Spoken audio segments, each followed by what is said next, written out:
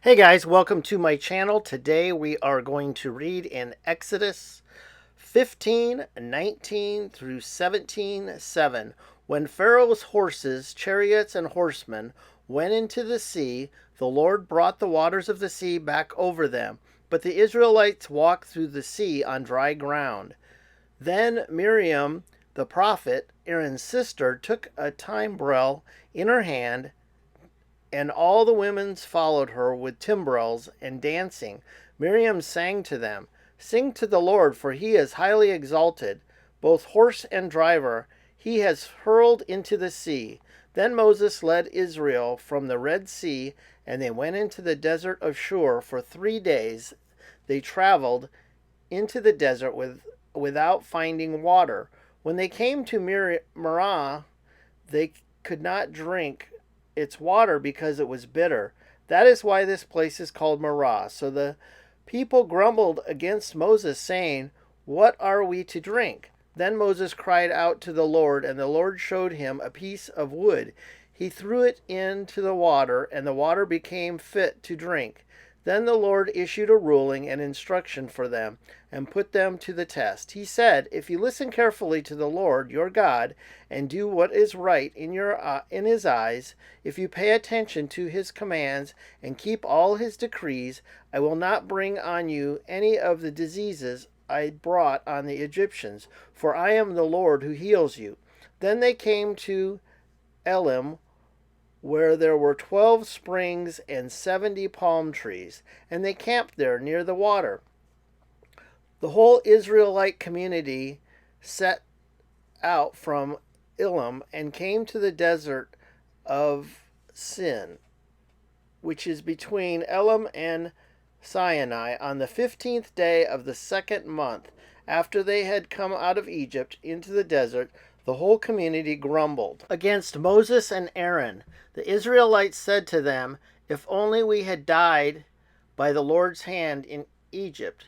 They were we sat around pots of meat and ate all the food we wanted, but you have brought us out into the desert to starve this entire assembly to death. Then the Lord said to Moses, "I will rain down bread from heaven for you. The people are to go out each day and gather enough for that day. In this way I will test them and see whether they will follow my instructions.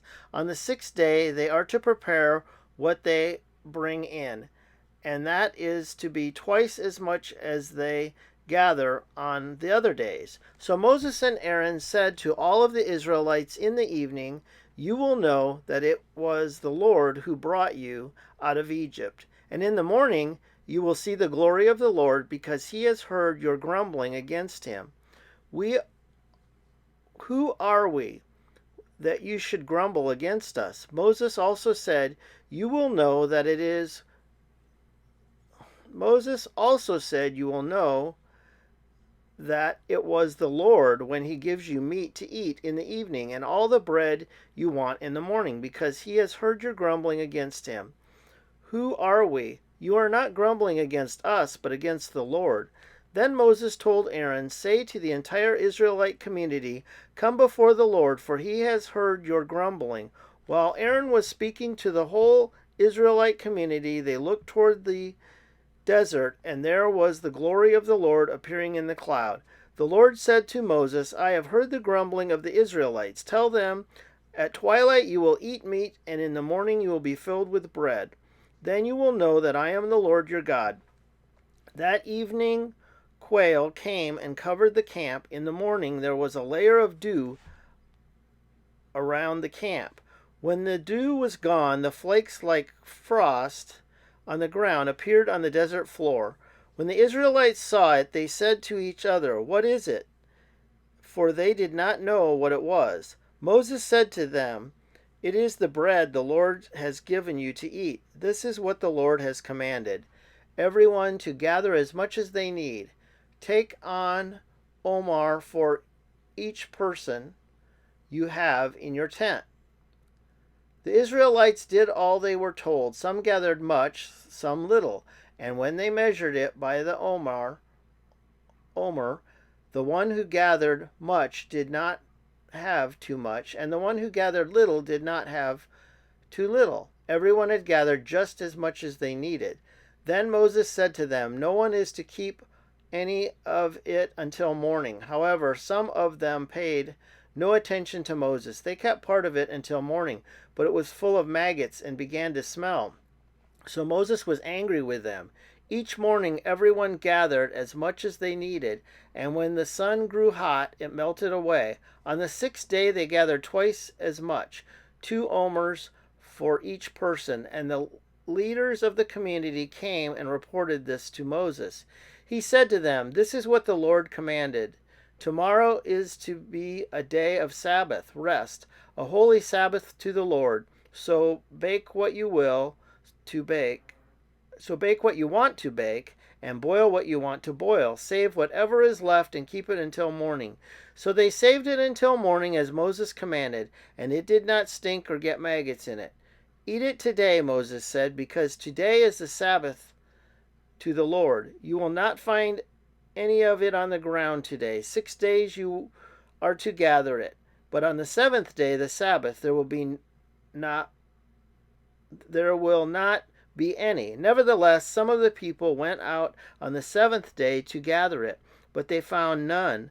Then the Lord said to Moses, "How long will you refuse to keep my commands and my instructions? Bear in mind that the Lord has given you the Sabbath.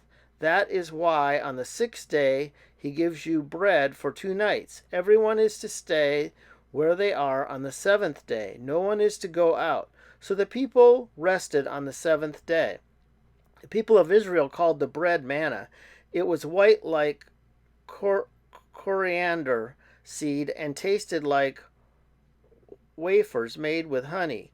Moses said, "This is what the Lord has commanded. Take an omer of manna and keep it for the generations to come, so they can see the bread I gave you and eat in the wilderness when I brought you out of Egypt." So Moses said to Aaron, "Take a jar and put an omer of manna in it. Then place it before the Lord to keep for the generations to come. As the Lord commanded Moses, Aaron put the manna with the tablets of the covenant law so that it might be preserved. The Israelites ate manna 40 years until they came to a land that was settled.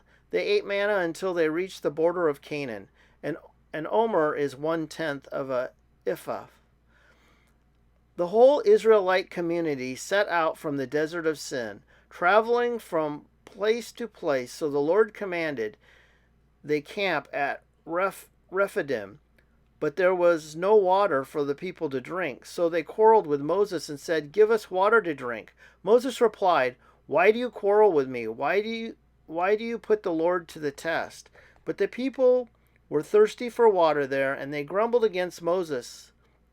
They said, "Why do you bring us out of Egypt to make us and our children and livestock die of thirst?" Then Moses cried out to the Lord, "What am I to do with these people? They are all almost ready to stone me."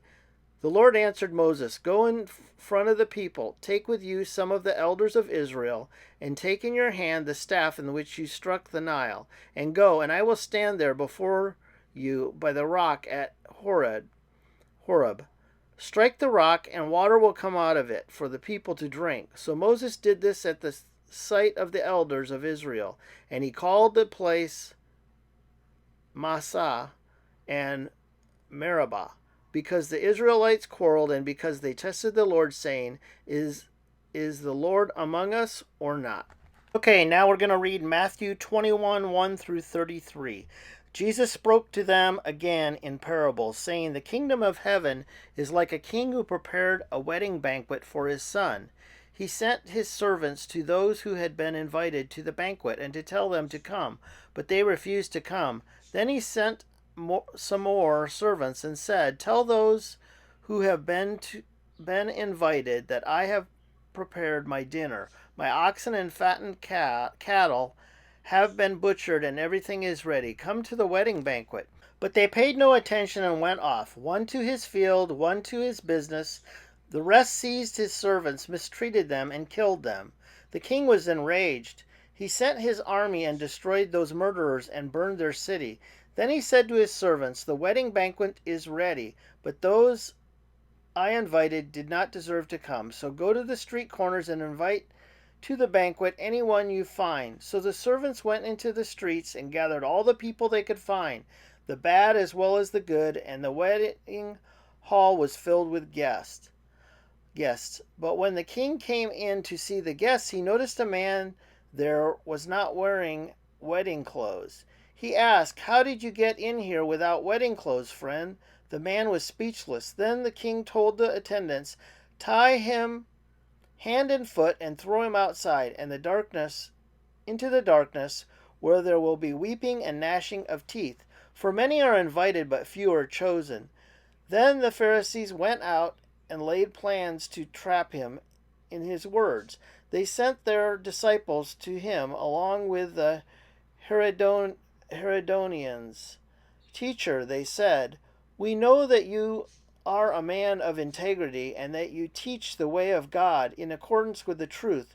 You aren't swayed by others because you pay no attention to who they are. Tell us then, what is your opinion? Is it right to pay the imperial tax to Caesar or not?" But Jesus, knowing their evil intent, said, "You hypocrites, why are you trying to trap me? Show me the coin used for paying the tax." They brought him a denarius, and he asked them, "Whose image is this? Whose inscription?" "Caesar's," they replied. Then he said to them, So give back to Caesar what is Caesar's, and to God what is God's." When they heard this, they were amazed, so they left him and went away. That same day, the Sadducees, who say there is no resurrection, came to him with a question. "Teacher," they said, "Moses told us that if a man dies without having children, his brother must marry the widow and raise up offspring for him. Now there were 7 brothers among us. The first one married and died, and since he had no children, he left his wife to his brother. The same thing happened to the second and third brother, right on down to the 7th. Finally, the woman died. Now then, at the resurrection, whose wife will she be of the 7th, since all of the men were married to her?" Jesus replied, "You are in error because you do not know the Scriptures or the power of God. At the resurrection, people will neither marry nor be given in marriage. They will be like the angels in heaven. But about the resurrection of the dead, have you not read what God said to you? I am the God of Abraham, the God of Isaac, and the God of Jacob. He is not the God of the dead, but of the living." When the crowds heard this, they were astonished at his teaching. We're going to read Psalm 27, 1 through 6 of David. "The Lord is my light and my salvation. Whom shall I fear? The Lord is the stronghold of my life. Of whom shall I be afraid? When the wicked advanced against me to devour me, it is my enemies and my foes who will stumble and fall. Though an army besiege me, my heart will not fear. Though war break out against me, even then I will be confident. One thing I ask from the Lord, this only do I seek, that I may dwell in the house of the Lord all the days of my life, to gaze on the beauty of the Lord and to seek him in his temple. For the day of trouble, he will keep me safe in his dwelling. He will hide me in the shelter of his sacred tent and set me high upon a rock. Then my head will be exalted above the enemies who surround me. At his sacred tent I will sacrifice with shouts of joy. I will sing and make music to the Lord." Now we're going to read Proverbs 6, 20 through 26. "My son, keep your father's command and do not forsake your mother's teaching. Bind them always on your heart. Fasten them around your neck. When you walk, they will guide you. When you sleep, they will watch over you. When you wake, they will speak to you. For this command is a lamp, this teaching is a light, and correction and instruction are the way to life, keeping you from your neighbor's wife, from the smooth talk of a wayward woman. Do not lust in your heart after her beauty, or let her captivate you with her eyes. For a prostitute can be had for a loaf of bread, but another man's wife preys on your very life. So that's going to do it for this week in the 1 Year Bible. If you're new, make sure you subscribe. And while you're at it, why don't you give it a like as well? See you next week.